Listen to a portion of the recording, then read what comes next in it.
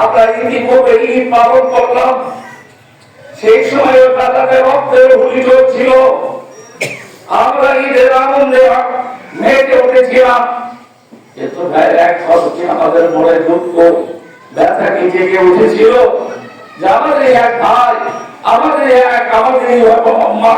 এক জাতি গোষ্ঠী, তাদের উপর এইভাবে নির্যাতন হচ্ছে।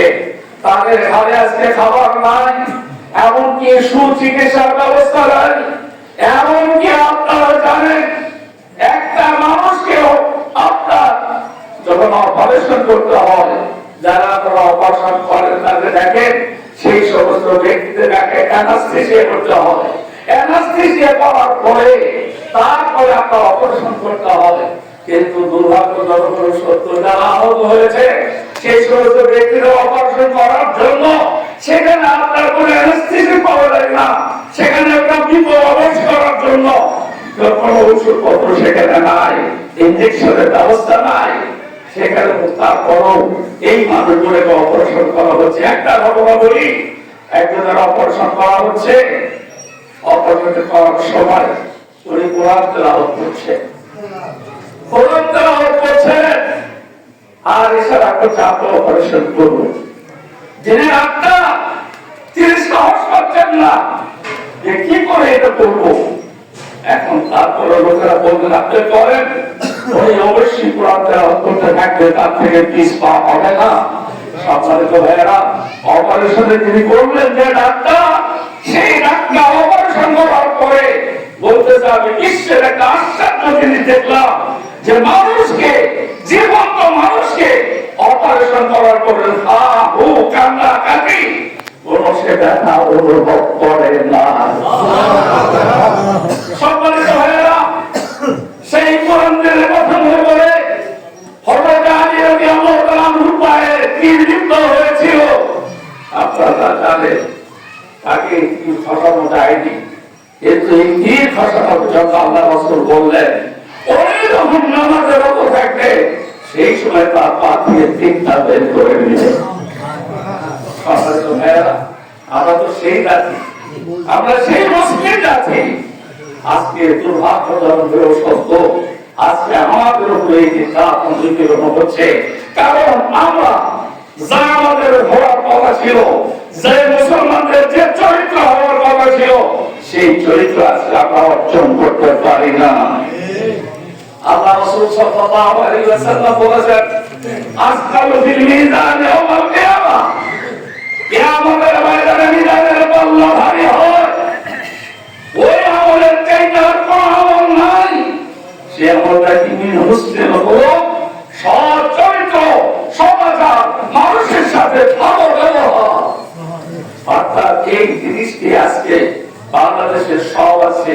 বুদ্ধিজীবীর অভাব নাই, বক্তার অভাব নাই, ডাক্তারের অভাব নাই, আপনার আইনজীবীর অভাব নাই, সব আছে। চোরেরও অভাব নাই, ডাকাতেরও অভাব নাই। আপনার কি বা বাচ্চাদের দেখি কথা ঠিক করছি কিনা? কিন্তু একটা জিনিসের বড় অভাব, সেটিটা হলো চরিত্র। এই চরিত্রের অভাব, আমার ভাই বললেন ভালো মানুষের অভাব। আজকে ভালো কিছু করতে চাইলে ভালো মানুষ করে দেব।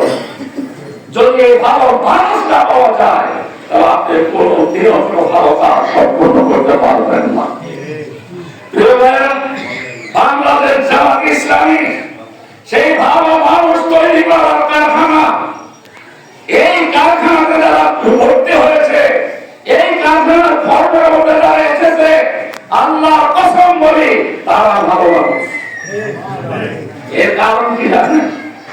যারা কর্মী হতে চায় তাকে কি করতে হয়? কোরআন করতে হয়, হাদিস করতে হয়, ইসলামী সাহিত্য করতে হয়, জামাতের নামাজ পড়তে হয়। হয় কি না বলে? এছাড়া কি কেউ কর্মী থাকতে পারবে? দাওয়াতি কাজ করতে হয়। এই কাজগুলোর মধ্য দিয়া যে ব্যক্তি দৈনিক কোরআন পড়ে, যে ব্যক্তি হাদিস পড়ে, যে ব্যক্তি দৈনিক জামাতের সাথে পড়ে, ও কি গুনাহ থাকতে পারে? জামাত ইসলামী সেই ভালো মানুষ তৈরি করার কারখানা। এই কারখানায় যারা ভর্তি হয়েছেন, আমি বলবো তারা ভাগ্যবান। কিন্তু দেখেন, আমি একটা কথা বলি,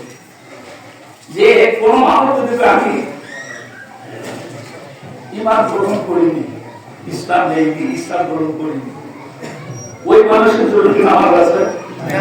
আছে? রোজা আছে? হজ আছে? যাকাত আছে? যখন সে বলে আমানতু বিল্লাহি ওয়া মালাইকাতিহি ওয়া কুতুবিহি ওয়া রুসুলিহি ওয়াল ইয়াউমিল আখির ওয়াল কদরি খাইরিহি ওয়া শাররিহি মিন আল্লাহি তাআলা। আছে এইটা যখন কোন ব্যক্তি ঘোষণা দেয় তখন তার উপরে নামাজ ফরজ, তার উপরে রোজা ফরজ, তার উপরে যাকাত ফরজ, সেগুলো মাহফিলে চালু।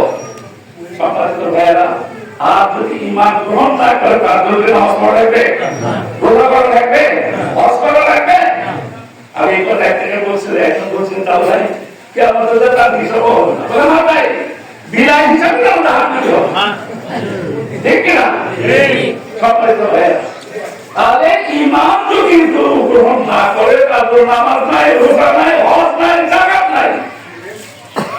আমিও ঠিক তেমনি বলতে চাই, জামাত ইসলামী যারা করতে চান তাকে কোরআন পড়তে হবে, হাদিস পড়তে হবে, সাহিত্য পড়তে হবে, 5 ওয়াক্ত নামাজ জামাতের সাথে আদায় করতে হবে।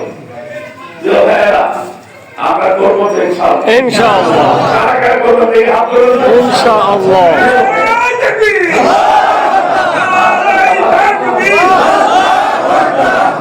এই ভালো মানুষকে দিয়ে ভালো মানুষের সমর্থনকে দিবে।